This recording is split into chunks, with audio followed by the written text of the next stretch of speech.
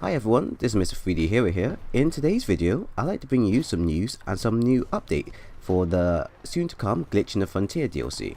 Now, this DLC should be releasing today around, I believe, around 1 PM Eastern Time, and I believe 6 PM for UK time. Now, I might got my times wrong, but I believe this is the time that they released the other maps as well.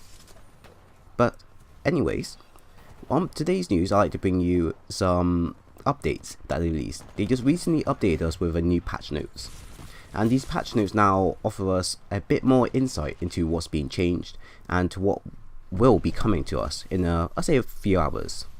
So most of the basics have already been covered before. We know that we're getting a new map, two new maps, Glitch and Deck. We're getting a new faction called Marvin, or MRVN, and we're getting a new execution called Get to the Point that actually requires you to get 10 pilot kills with the Pulse Blade. Now, I may upload a video based around how to do this and what's the best way and loadout to achieve this, but basically to achieve this I will recommend that you play pilot versus pilot and you use a lot of tactical for your class and try to stay away from big engagements and try to stay sneaky. Those are the best opportunities for you to win and the best opportunities for you to rack up as much pulse play kills. Anyways, some of the things they also introduced today is 2 new game modes. Most of you may be familiar with these, but here's 2. One's called TitanFall. It says here, think of this as TDM, with just Titans. 5v5 mode, with Titans only, no ejecting, and respawning. Each kill counts for 1 point, and first team to 30 points wins.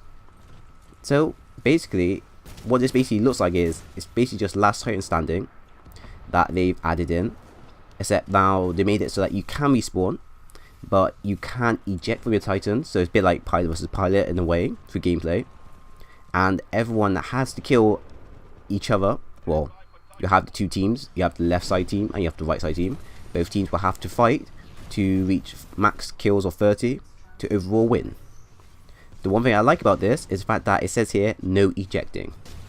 No ejecting basically means that people won't be able to leave their Titans on standby. Now, people will have to actually fight.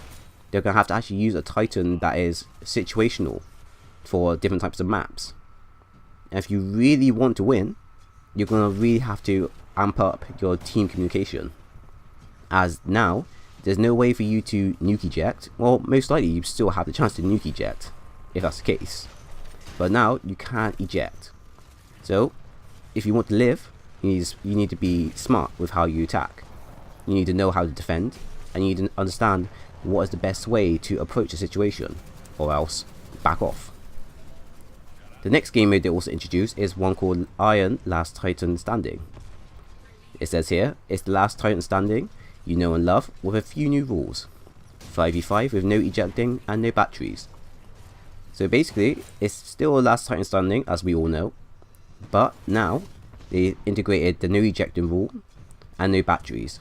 So no longer will you be seeing players from both sides exiting their Titans near the nearest battery station and giving their Titans a new shield. No more of that. Now it's going to be a all-out brawl.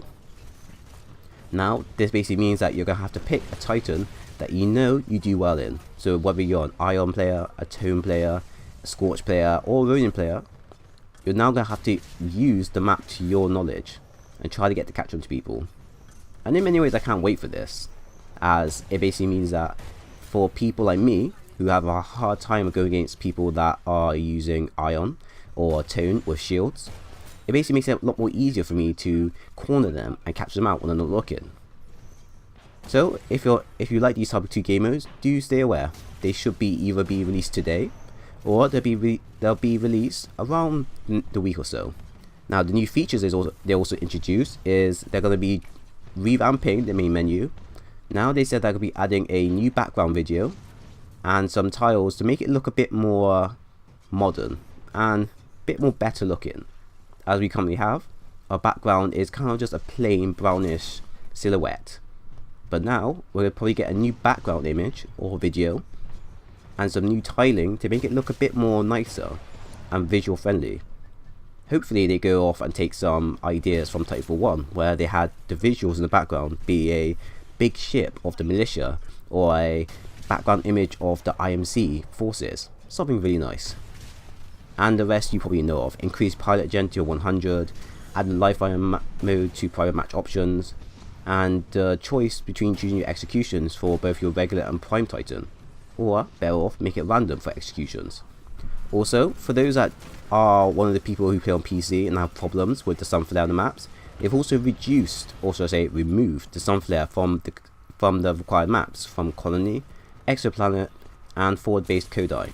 So no more will you have to look in the sky, or no more will it affect your visual aim and your overall performance in the game. Now you should be able to play without having so much of an effect from the sun.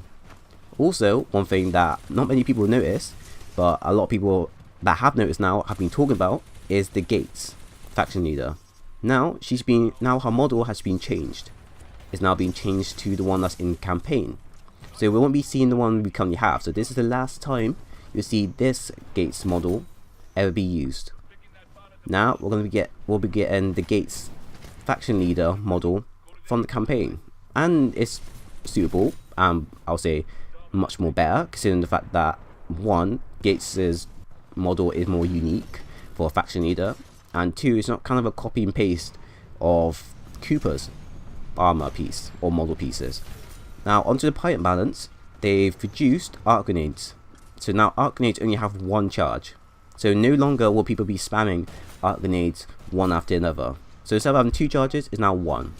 But to make up with this slight nerf, they made it so it recharges faster.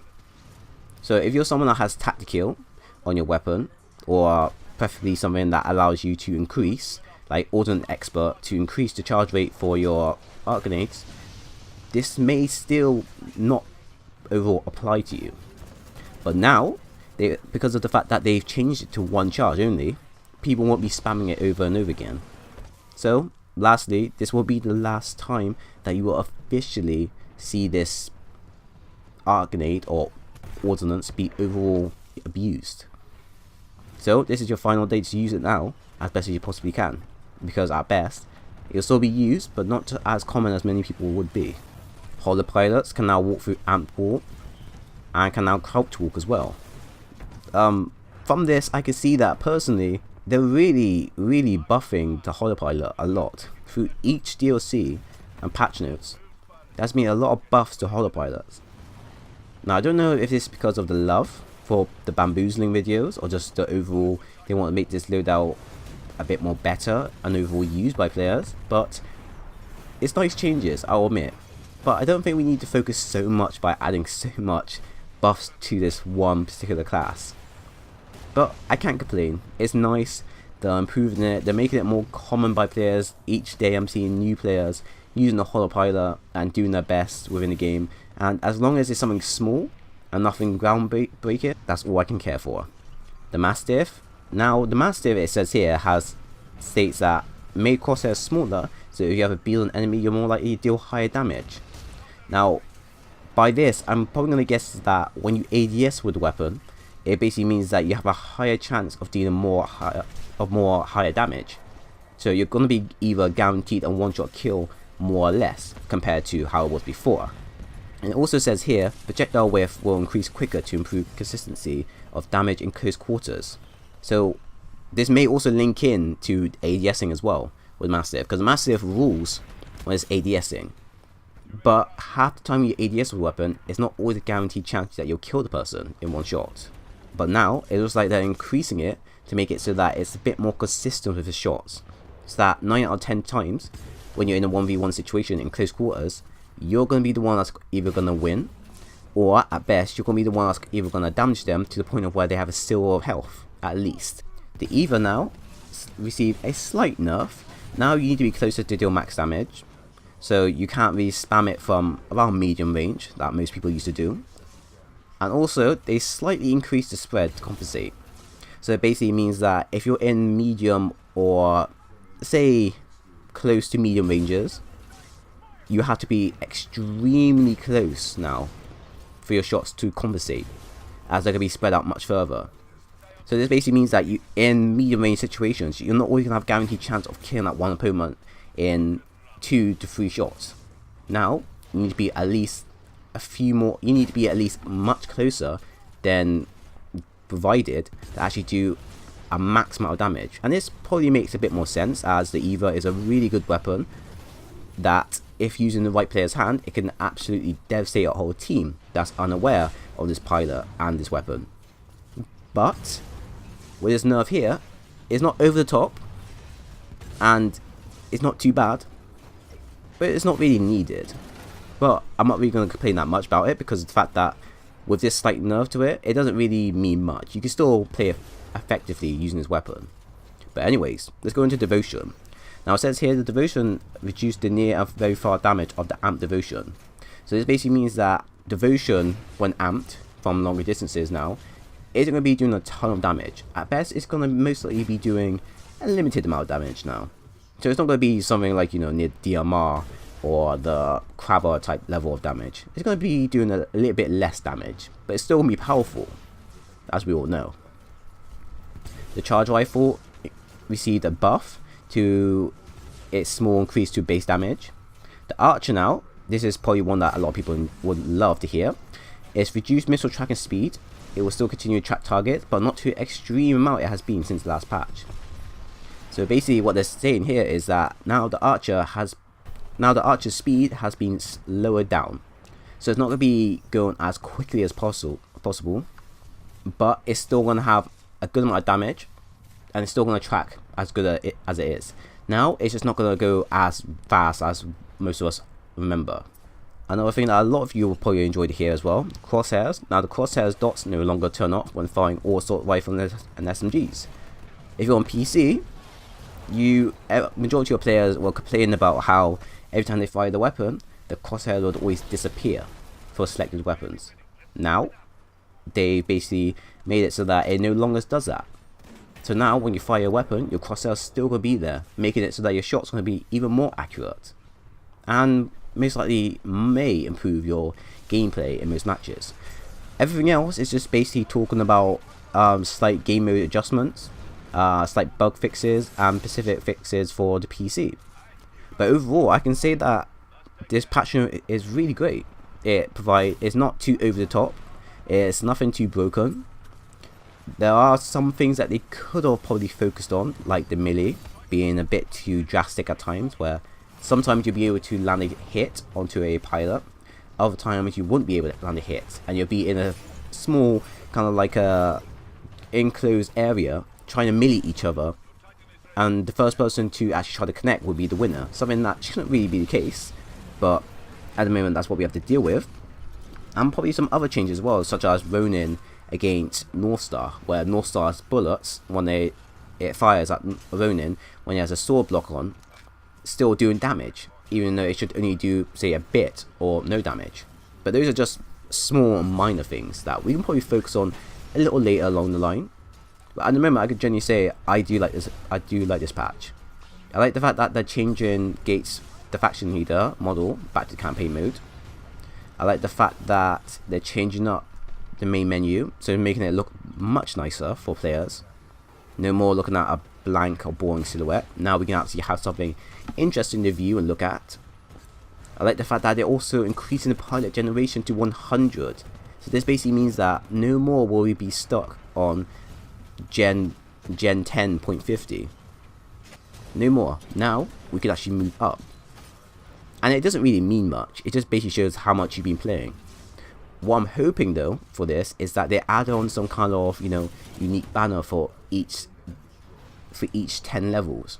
So once I hit, say, generation 50.10 or just generation 50 in total, will I get like a new banner, a new icon, something to show off like, yeah, I finally achieved that?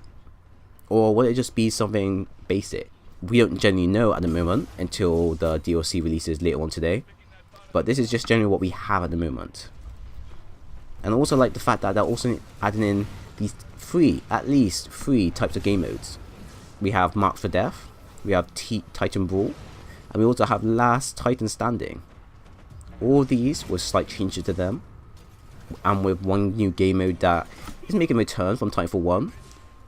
Basically shows that this game is really going to be heavily supported. And I must say to everyone, I honestly recommend you go out and you buy this game. Support the developers. Developers are doing their utmost best to support this game and the community. The more players we have, the more type of content, well, I'll say the more type of new content we could receive. And if you're someone that enjoys having new content every once a month, this is definitely for you. If it's not, then by all means, don't worry about it. Watch some YouTubers, watch some Twitch players, or always join us on Reddit, have a chat, give us your opinions, and maybe, just maybe, it may slightly interest you. But anyways, that is the end of the video. I do hope you enjoyed it. If you did, then by all means leave a like, a comment, and subscribe for more. If you didn't, then by all means leave a dislike.